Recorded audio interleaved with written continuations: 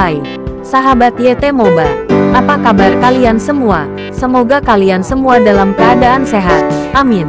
Sebelum melanjutkan ke ceritanya, jangan lupa tinggalkan like, komen, dan subscribe. Karena dengan like dan komentar kalian, yang semakin membuat admin semangat mengupload lanjutan ceritanya.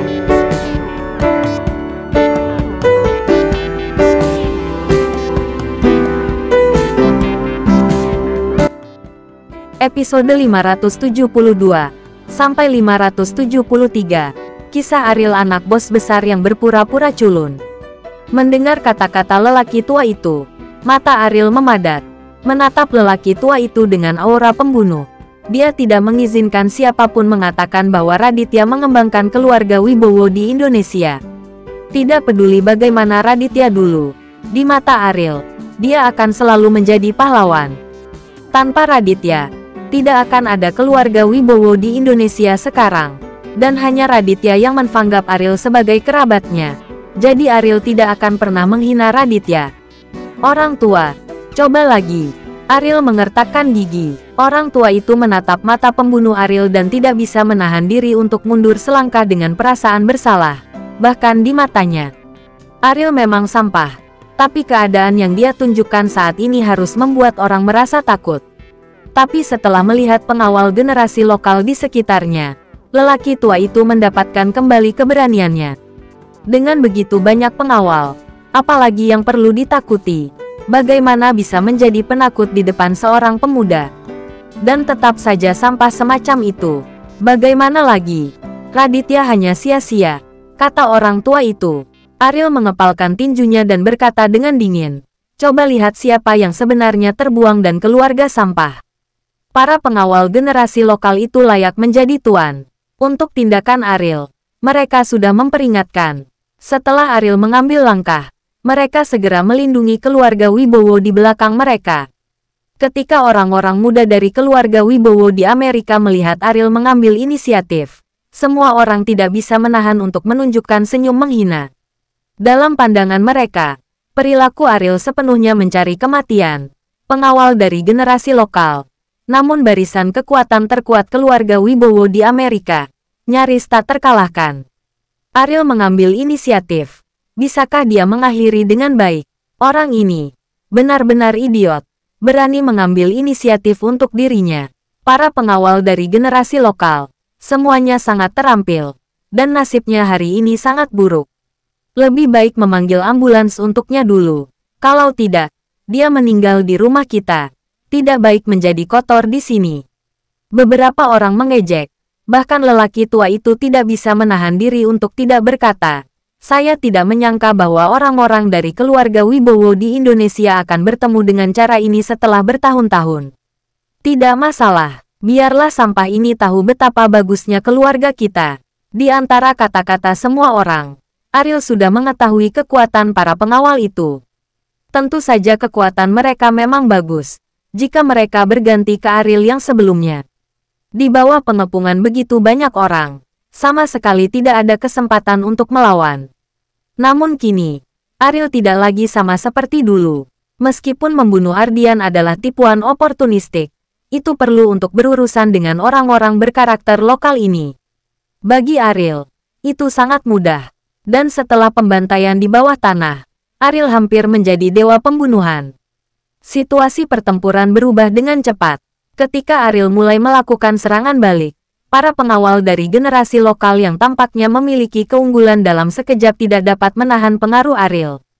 Mundur dengan mantap. Perubahan mendadak dalam adegan ini membungkam semua orang di keluarga Wibowo Amerika. Dan tidak lagi menganggap remeh Ariel. Tetapi ekspresinya menjadi semakin terkejut. Di rumah Wibowo Amerika, pengawal penduduk setempat adalah pendukung terbesar mereka. Jika bahkan pengawal penduduk setempat tidak bisa menghadapi Ariel, siapa yang bisa menghentikan Ariel? Orang ini sangat kuat, bahkan pengawal dari generasi bawah tanah bukanlah lawannya. Bagaimana mungkin? Petik 2. Bukankah dikatakan bahwa keluarga Wibowo semuanya sampah? Bagaimana master seperti itu bisa muncul? Apakah dia benar-benar anggota keluarga Wibowo di Indonesia? Karena kesan buruk keluarga Wibowo di Indonesia, Beberapa orang bahkan mulai meragukan identitas Ariel, berpikir bahwa dia sama sekali bukan dari keluarga Wibowo. Tetapi keluarga Wibowo sengaja mengundang seorang guru karate untuk berpura-pura menjadi keluarga mereka, dan datang ke Amerika untuk memamerkan kekuatannya. Ketika Helen melihat adegan ini, harapannya hancur. Meski sudah diprediksi sejak lama, kerugian tak terhindarkan. Bagaimanapun, ini adalah kesempatan untuk membunuh Ariel. Tapi sayang sekali, pengawal lokal ini benar-benar tidak berguna. Tapi untungnya, hal ini bukan karena dia tidak akan bertanggung jawab. Ariel terlahir kembali dalam darah dan meninggalkan tulang putih di tengah bumi. Baginya, pembunuhan tidak sesederhana rutinitas sehari-hari, namun tidak akan pernah meninggalkan hambatan di hatinya. Dan saat ini, dia marah, jadi dia tidak menaruh tangan pada pengawal itu. Dalam waktu kurang dari 3 menit, pengawal dari beberapa generasi lokal semuanya jatuh dan kehilangan nyawa mereka di bawah kepalan tangan Ariel. Orang-orang muda dari keluarga Wibowo di Amerika itu menjadi pucat karena ketakutan dan kaki mereka lemah. Mereka tadinya sombong, tidak ada seorang pun di daerah Indonesia yang berani memprovokasi mereka, dengan mengandalkan nama keluarga Wibowo untuk menguasai kota dan mendominasi kota. Tetapi mereka belum pernah melihat metode yang begitu kejam. Mati, mati, pengawal generasi lokal, dia benar-benar membunuh mereka semua. Bagaimana ini bisa terjadi? Bagaimana dia bisa begitu kuat? Beberapa orang berbicara dengan ngeri. Dan ketika mereka melihat mata Ariel, itu seperti melihat dewa kematian, penuh ketakutan. Ariel berjalan ke orang tua itu. Orang tua itu sangat ketakutan sehingga dia tidak bisa berbicara. Gemetar seluruh tubuhnya, membuka bibirnya sedikit, bahkan giginya bunyi. Berkata kepada Ariel, "Kamu, apa yang ingin kamu lakukan? Siapa yang sampah? Keluarga Wibowo di Indonesia apa Amerika?" Ariel berkata dengan dingin. Orang tua itu merasa dia dikelilingi oleh hawa dingin, yang membuatnya menggigil. Namun meski begitu, dia masih tidak menarik kembali kata-katanya. Baginya, itu adalah menginjak-injak martabat. Dan dia tidak akan pernah menyerah di depan Ariel. Biarpun kamu bisa bertarung, terus kenapa? Orang tua itu mengertakkan gigi, hampir menghabiskan seluruh keberaniannya untuk mengatakan ini. Ariel mencekik tenggorokan lelaki tua itu dan berkata dengan wajah dingin, "Aku akan memberimu satu kesempatan terakhir. Jika tidak, aku akan mengirimmu ke neraka." Orang tua itu menatap mata Ariel dan akhirnya setuju. Dia tidak tahan tekanan. Apalagi ancaman kematian.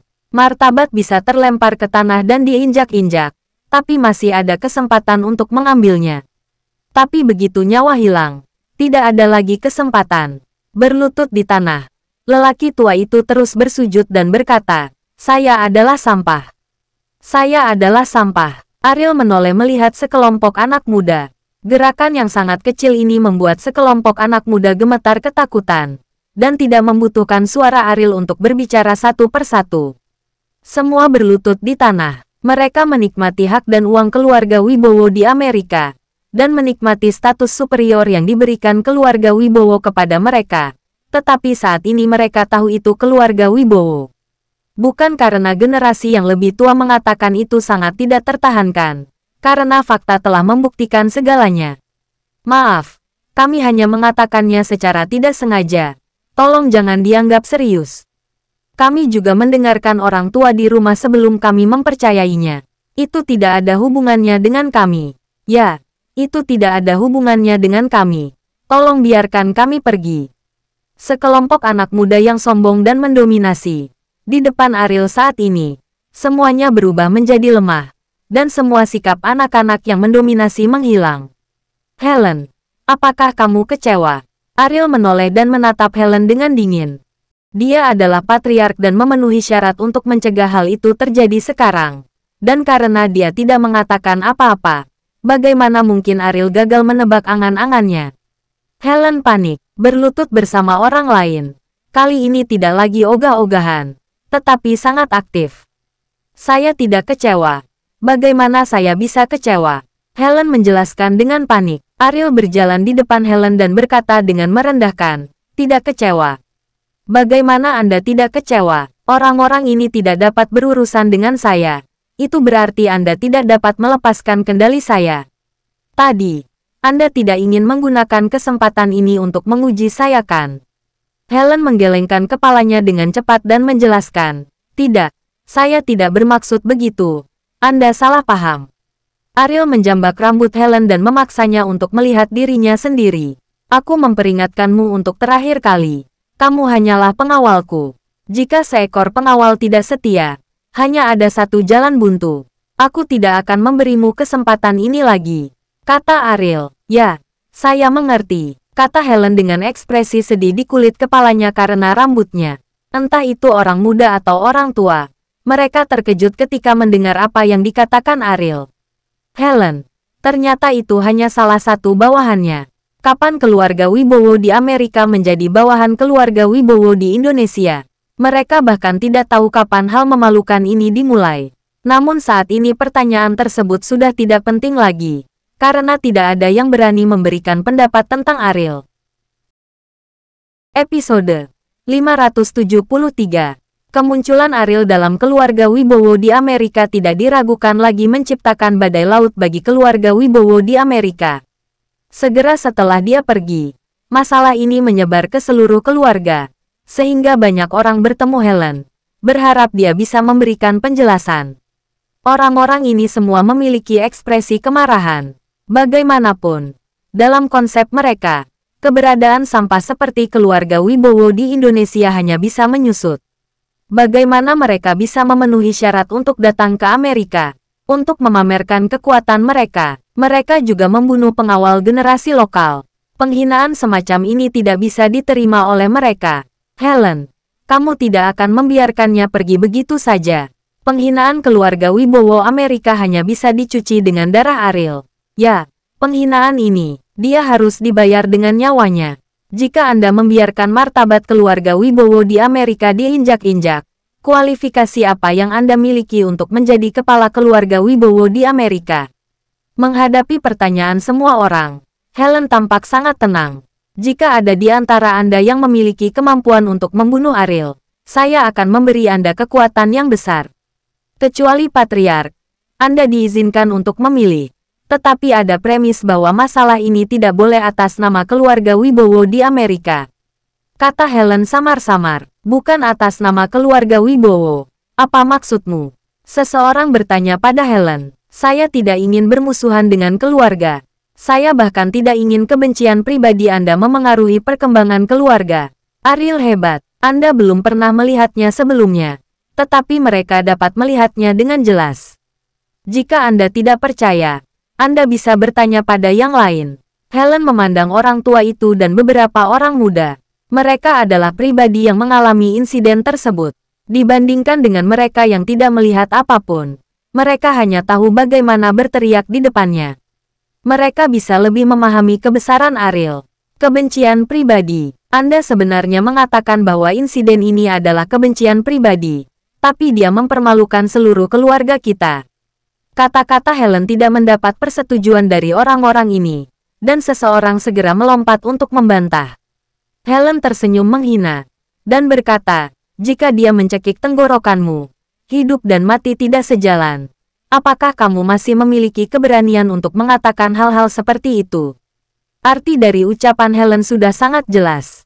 Bagaimanapun, satu-satunya orang yang dicekik oleh Ariel adalah orang tua itu. Orang tua itu tahu bahwa Helen menyiratkan dirinya sendiri, dan saat ini dia harus maju dan berkata, "Ariel memang sangat kuat. Pengawal generasi lokal ada di depannya, dan mereka sangat rentan. Dan ketergantungan terbesar keluarga Wibowo kita adalah para pengawal ini. Bahkan orang-orang dari generasi lokal tidak bisa menghadapinya. Apalagi yang bisa dilakukan?" Orang tua itu dianggap sebagai sosok berkekuatan tinggi dalam keluarga. Kata-katanya juga memiliki tingkat otoritas tertentu. Jadi bahkan jika dia maju untuk mengakuinya, dia secara alami menekan beberapa ketidakpuasan. "Apakah kita akan melupakannya?" Seseorang berkata dengan enggan. Orang tua itu juga tidak mau di dalam hatinya. Tetapi sebelum dicekik oleh Ariel, dia benar-benar merasa bahwa hidupnya akan segera berakhir. Setelah pengalaman ini, Bahkan jika dia ingin balas dendam, dia harus mempertimbangkan konsekuensinya. Ariel bukanlah orang yang tidak berani membunuh. Jika dia mengalami akhir yang menyedihkan ketika dia tua, itu akan sepadan dengan kerugiannya. Keluarga Wibowo saat ini, Anda membutuhkan generasi muda untuk bertahan. Apa yang ingin Anda lakukan terserah Anda. Saya sudah tua dan tidak ingin campur tangan dalam masalah ini lagi. Orang tua itu selesai. Dia hanya berbalik dan pergi. Sikapnya sangat jelas. Dia membiarkan dirinya bersih dan tidak ingin ikut campur dalam masalah ini lagi. Helen, apa yang kamu katakan barusan? Apakah itu masih dihitung? Pada saat ini, seorang pemuda bernama Ahmad bertanya. Dia termasuk dalam keluarga Wibowo di Amerika dan milik orang yang tidak digunakan kembali. Dia telah menahan nafas selama bertahun-tahun. Dia ingin mencari kesempatan untuk membuktikan dirinya. Tetapi sekarang, dia merasa bahwa kesempatannya telah tiba. Selama dia bisa membunuh Ariel dan menghapus penghinaan untuk keluarga Wibowo di Amerika, maka statusnya di keluarga Wibowo pasti akan dipromosikan. Ahmad, jika kamu ingin membuktikan diri, aku akan memberimu kesempatan. Tapi kamu harus ingat, mulai sekarang, Anda bukan lagi keluarga Wibowo. Kecuali Ariel meninggal, Anda akan memiliki kesempatan untuk kembali. Helen berkata, untuk membersihkan tanggung jawab sendiri.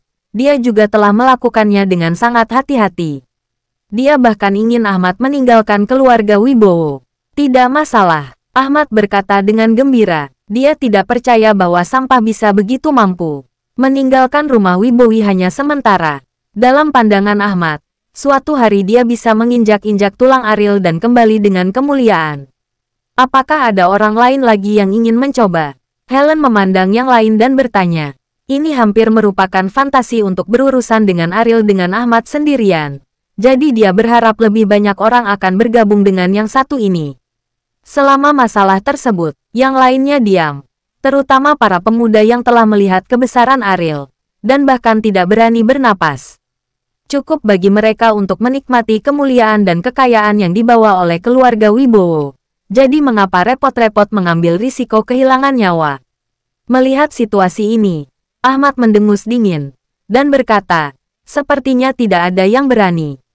Saya benar-benar tidak tahu apa yang Anda takutkan dari limbah ini, tapi tidak apa-apa menyerahkan kesempatan kepada saya. Anda lihat, saya akan membuat limbah ini membayar harganya. Beberapa orang itu mencibir dalam hati mereka atas kata-kata gila Ahmad. Kamu hanya belum pernah melihat Ariel, dan berani mengatakan hal seperti itu.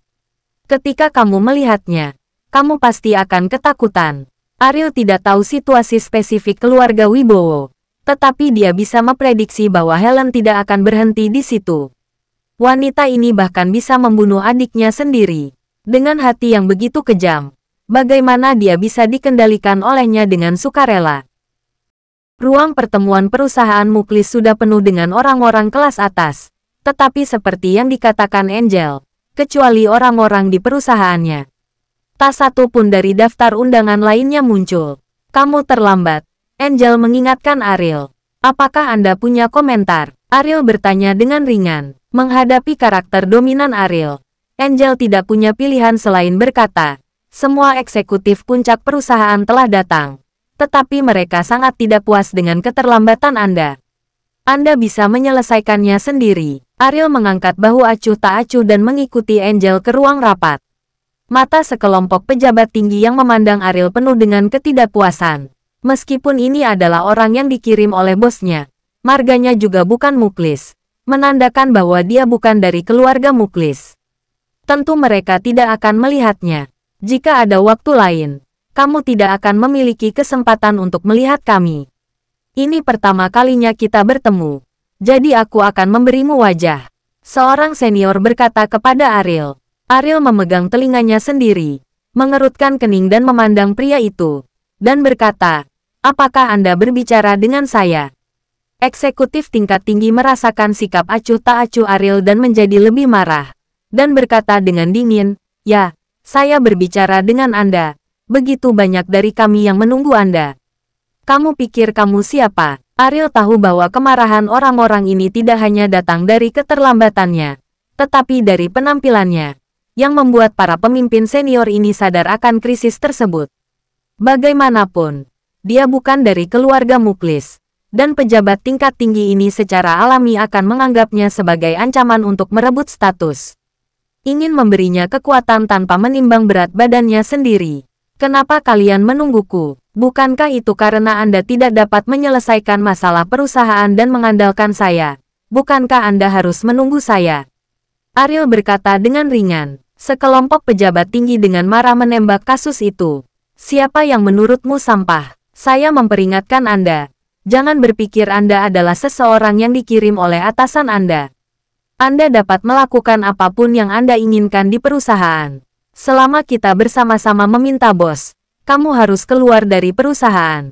Semua orang mengungkapkan ketidakpuasan mereka. Tetapi sayang sekali ancaman ini tidak berhasil bagi Ariel. Mereka membuka gigi dan amarah, seperti monyet di kebun binatang. Dan orang-orang ini tidak tahu apa-apa. Apakah menurut Anda keluarga Muklis akan peduli dengan kelangsungan hidup perusahaan ini? Bahkan jika mereka mengundurkan diri secara kolektif, itu tidak lebih dari masalah sepele bagi keluarga Muklis. Betulkah, jika Anda merasa memiliki kemampuan ini, Anda dapat mencobanya dan melihat apa yang akan dilakukan keluarga Muklis? Kata Ariel, anak muda, jangan terlalu sombong. Anda tidak dapat melakukan apapun tanpa bantuan kami. Pada saat ini, seorang pria parubaya yang belum pernah berbicara berkata kepada Ariel. Saat memasuki ruang konferensi, Ariel memperhatikan orang ini. Meskipun dia duduk di sudut, temperamennya tidak sebanding dengan orang biasa, dan temperamen seseorang biasanya menentukan statusnya. Betulkah, saya pernah ke rumah Wibowo. Helen bersedia mendukung sepenuhnya urusan saya, dan bantuan Anda apakah berguna bagi saya? Ketika kata-kata Ariel keluar, seperti guntur, orang-orang di ruang konferensi saling memandang. Bersambung.